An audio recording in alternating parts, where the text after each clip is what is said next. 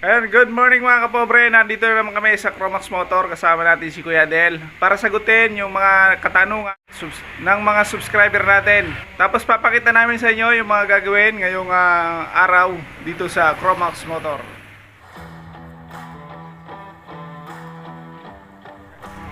Okay, so magandang umaga po muli sa inyo lahat. April 29. Okay, nandito naman kami ni mga kapobre para sagutin. Unahin natin sagutin yung mga nag-effort sa atin, mga nagtanong. Kasi ito, laging nanonood dito ng mga video namin ni mga kapobre. Uunahin natin sagutin to bago tayo magpaliwanag dun sa mga gagawin natin. Okay? Unahin natin si Sir Seferino Santiago. Okay, ang tanong na rito, magtatanong lang po sir, tanong ko lang po, pwedeng ikasa sa owner type yung mga gamit ng Mitsubishi ng itlog. Okay, marehistro kaya. Ang sinasabing itlog ng Mitsubishi, ito yung itong parang hotdog yata to, yung hotdog. Kasi sabi rito itlog Mitsubishi ng itlog, yan. Kasi pagka sinabing Mitsubishi, may pizza pie merong hotdog. Okay. Itlog yung itlog, hindi ko kabisado. Ito, ganito. Pwedeng kunin yung gamit ng mga gamit siya sa ililipat. Ang tawag doon, rebuilt. Rebuilt. Medyo lang Pwedeng gamitin yon, magastos lang sa pagpaparehistro. Kasi rebuilt siya. Yun. At sinabing rebuilt, walang rebuild dito sa atin, sa Cavite, walang rebuild sa Luzon. Ang rebuild sa Mindanao, ganun yun. Pero po pwedeng gamitin. Kasi ang tanong, po pwedeng gamitin, pwede. Mahal lang sa rehistro. Okay, yun ang sagot doon. Sige. Alfred Pahardo. Kuya Adel, salamat sa mga tip mo sa amin. Okay. Shout out. Tayo naman ay sumasagot sa mga katanungan. Lalo pagka, nakarektang ganyan sa atin sa mga tanungan kay makapobre sa Cromax, sa Facebook natin, sa Messenger, sinasagot natin lahat yan, walang hindi. Ayan. Basta't may kailangan tanong, sagot natin yan. Hanggat makakatulong tayo, sagot. Okay. Sabi ni Sir X Cortez, sabi nito, Kuya Adel, pinto sa likod, bukas at folding, lagyan pakabitan ng trailer panghila. Okay. Lalagyan daw ng trailer hook panghila. Tapos yung pinto sa likod ay folding. Pwede yan sir. Hindi lang na-mention dito kung anong sasakyan. Pero pagka mga ganito, po pwede yan. Kahit ma-owner type Jeep pa siya, po pwede yan. Kumbaga, common lang itong tanong ni sir sa mga sasakyan na ginagawa natin. Okay. Ito pa. Ports Setiba. Okay. Maganda sana yung close type na naka-power steering. Mazda. Makina na automatic. Naka-power window. May sound system setup. At may reverse cam. Ayan. Palikwan lang ito ni sir, no? Comment lang niya. Siguro nanonood siya, nakikita niya mga gawa natin. Ayan, bali na comment lang siya. Okay, shoutout sir. Shoutout. Okay. Sir George kasama? Okay. Sister George R. Send me the contact number nung guy na nag-assemble. Okay. Isa pang tanong. Okay, isa pa. Ang tanong ni Sir dito isa, ano yung next video? Continuation nito. Ay, dati Double na. cab yan, Yung double cab. yung mahabang chassis. Okay. Ano yung siya papasearch natin kay Sir, mga kapobre? May full video po yan sir, nandyan sa vlog natin.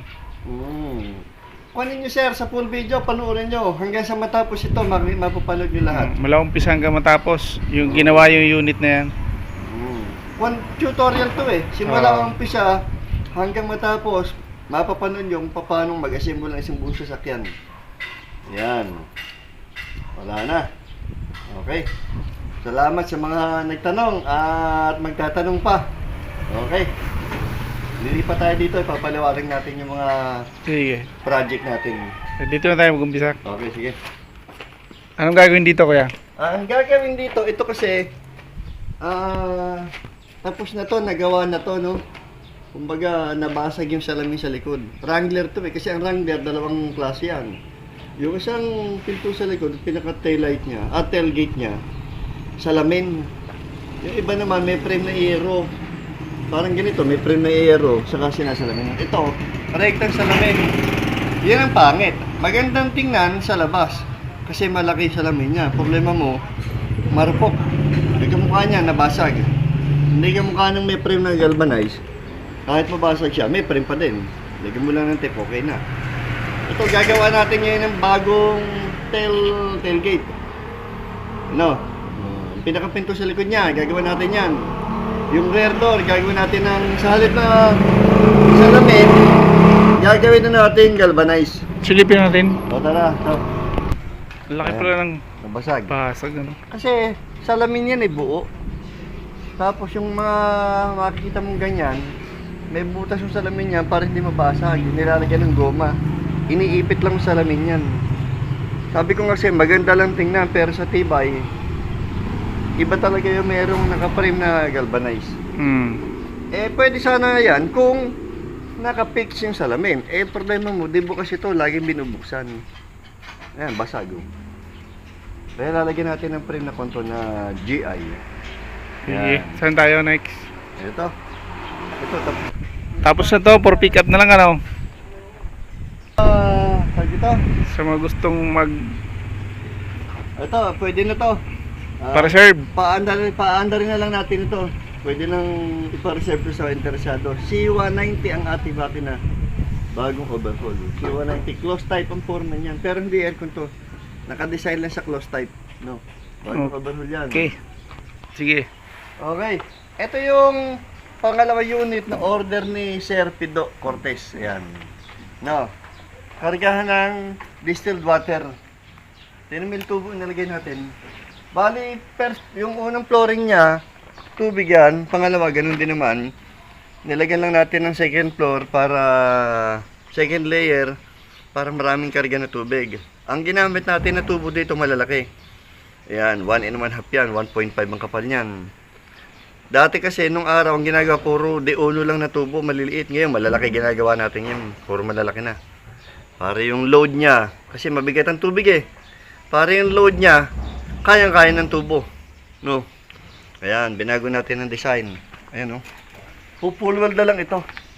Tapos na yan, na-iliad ko na nung isang linggo yan. Ngayon, full weld na lang yan, okay na yan. Okay. Sige. Tapos yung pang-ilalim nito, nabago na rin natin. Nagdagdag Nagdagdagan? tayo ng molye. 3 piraso, dinagdag natin bawat isa. Kasi una, yung unang design ng molye nito, nakadesign sa kargahan ng tao lang. Pang service lang. Kargahan ng tubig. Ganun talaga Kaya pagkargahan ng tubig, baguhin mo ng setup ng pang-ilalim kasi baka unang karga pa lang, maputol na si molye. Kaya ang ginagawa natin dito, automatic, dagdag ka agad ng molye tapos inililip natin, itinataas. Kumbaga, i-ready mo sa mabibigat sa design. Ganun talaga. Okay. Mabutit nabanggit sa atin yung may-ari na ganun ang plano niya. Kaya nga sa mga nagpapagawa ng sasakyan, para hindi kayo, para maganda ang usapan, sasabihin mo kagad sa gumagawa kung ano yung plano mo sa sasakyan mo. Para i-design natin yan kung anong gagawin. Yan. Okay. Ito. Dito tayo sa Wrangler, baka may magkagusto. Okay. Ang Wrangler natin ay pwedeng gawing aircon type, pwede natin gawing quad. Pero sa kami, ang gusto namin dito ay pang off-road. Top down ang gagawin natin. Tanggalin itong steel top niya. Tatanggalin natin yan. Lalagyan natin ng tubo na detrace na stainless na malalaki. Itatap down natin. Tapos, babaguhin natin itong design ng panggilid niyan. Yan. Siyempre, pipinturahan ng panibago. Ayan. Tapos, makina, bubuksan pa yung makina nito kasi medyo mausok yan. Pabubuksan muna natin yan. Okay. Ang tanong, kasi kailangan pag ipinaliwanag mo isang bagay, sasabihin mo yung presyo Kasi tatanong ka agad yan. Ang presyo po nito pag natapos na, ibig sabihin pag natapos na, tapos ng pinturahan, tapos ng wiringan, tapos overhaul, ang mga gulong, maayos lahat, pang ilalim. Ang presyo po nito, asking price ito ay 500. 500k. Ayan. kasama na re-rehistro doon. Ayan. Kaya 500 kasi marami pong gagawin. Overhaul ng makina, pintura, babaklasin natin yung pintura nga eh. Kamukha itong gagawin sa Kugata, ganyang kakintab. Nippon, ang ginagamit natin yan, Nippon. Nippon paint ang ginagamit natin. Di ba? Quality, no? Ayan, ganun ang gagawin natin dito. Ayan, sa mga interesado, 4-wheel drive po ito. 4D56 na 4-wheel drive, turbo. Ibig sabihin, pag turbo, 2.7 yan. Yung iba kasi, pag walang turbo, 2.4 lang. Naka-turbo to, 2.7, kaya malakas ang makina nito. Ayan, 4-wheel drive na Mitsubishi 4D56 turbo. Ayan.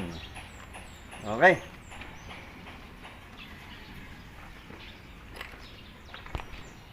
Ano pang gagawin dyan sa Ang sakyan? gagawin natin dito, ayan, ibinaba transmission, palitan ng clutch lining. Bali bapping na lang, halos tapos na to eh. Ayan, tatapusin na lang natin to. Ayan, isa sa ating kwento, single cab. Sa mga interesado, pwede na lang Reserve. ipa-reserve. Ayan. Bali ang makina po nito ay Mazda na R2. Hindi RF yan R2. Kumbaga mas malakas yan R2. Tahimik umanda ng mga ganyan. Timing belt kasi yan, kaya tahimik umanda. Single cab. Ayan, stainless po. Maliban lang sa flooring. Pero lahat yan stainless na. Ang hindi pa natin makikukuhan kasi tinatapos pa. Wala pang presyo. Pero pwede na lang ipa-reserve. Hindi, pag ang kagandahan naman sa atin, pagka rekta sa atin at ipina-reserve na, siyempre mas mura kasi hindi nadadaan sa kanyon. Nakarekta na sila eh. Yun. Wala nang ahente. Oo, wala na. Malinis. Sige. Okay.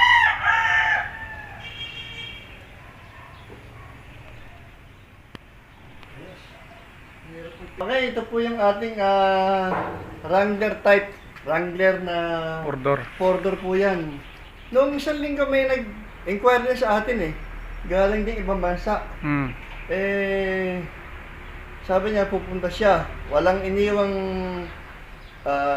petsa ng araw ng pagpunta niya. Pero ang kursunada niya, ganito style din. 4-door. Ito po, bago chassis ito. Ayan Bagong-bago. Nai-forma na natin yan. Kumbaga, medyo nabitin ng trabaho dito kasi wala pa yung chassis na hinihintay. Ayan, naikabit na natin.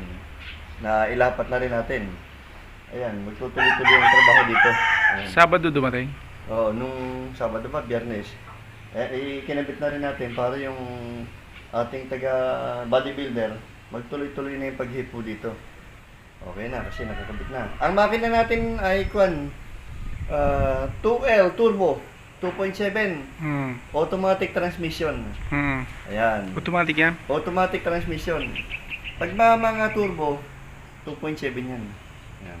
Pag walang turbo, 2.4 lang yan. Ayan. 2L Toyota yan kung hindi ako nagkakamali, kasi nakita ko isang beses nakakabit yan sa Land Cruiser na lumang modelo. 2L turbo. Ayan. Kaya yung kahan nito, sa lakas ng makina, kayang-kaya niya yung bigat ng kaha. Ang ikakabit natin pang ilalim dito ay sa harap L300. Pero ang gagawin natin differential ay low speed lang. Hindi tayo pwede magkabit ng high kasi hindi babatak yan. Kasi ganun ang mga nagiging experience natin. Laging sa mga kinakabit natin differential, laging hinihingi puro low speed para mas magandang bumatak. Low 3, low 4, yan, mas maganda, babagay dyan. Kaya hahanap na naman tayo ng differential para mag-match doon sa transmission niya. Ayun, i-match natin. Di ba? Halos lahat ng na-experience natin dito, puro low speed ang hinihingi ng makina.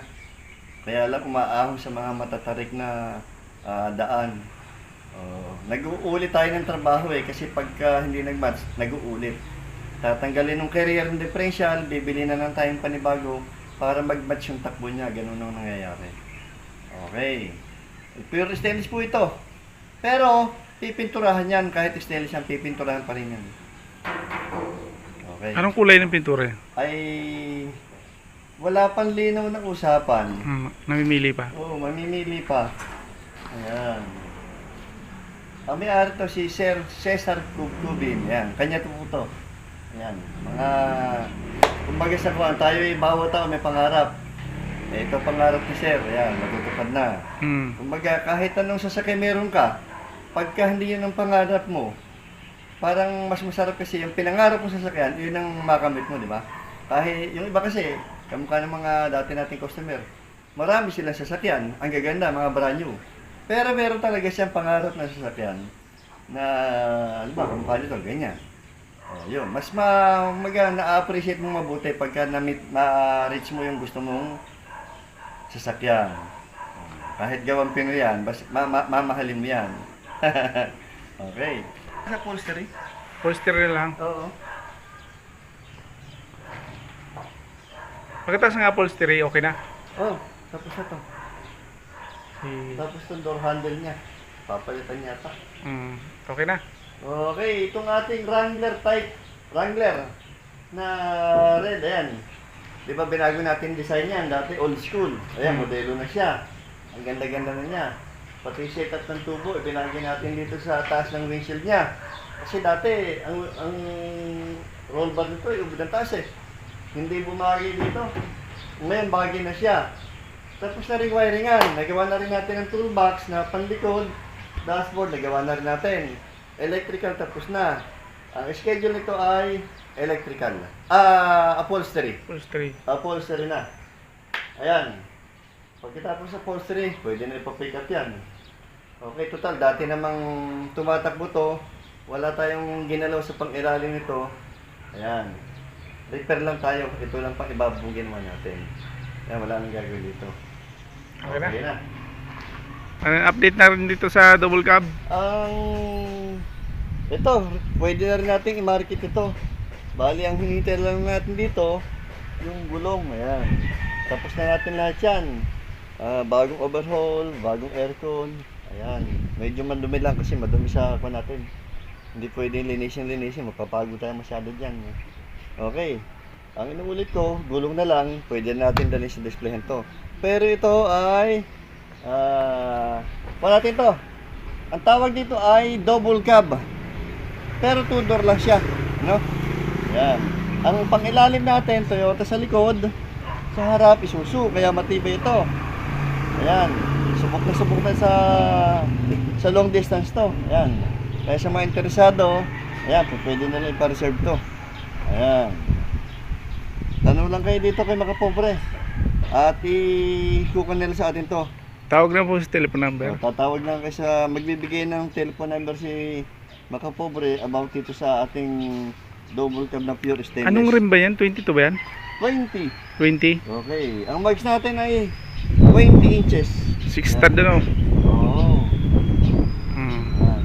Running condition na yan. Tapos na yan. Naka-IBM Isuzu. Naka-I-beam ang harapan yan. Kaya matibay yan. Yan. Sige, okay na. Ikutan ko lang to. Ayun, hanggang dito lang ating update dito sa Chromax Motor. Salamat kuya.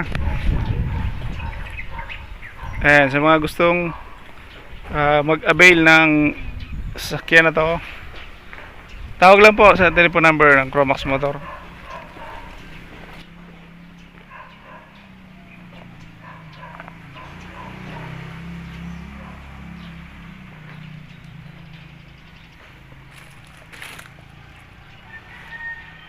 Against the light.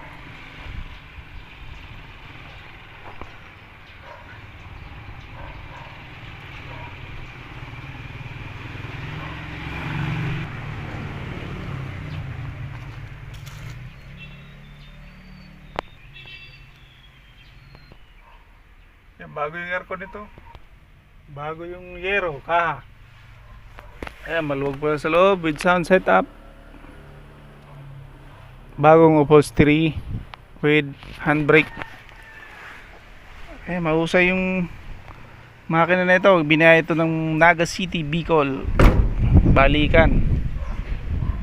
Ayan, na-overhaul po ang makina niyan. Medyo marami lang. Ayan, salamat sa panonood mga kapobre. Maraming salamat.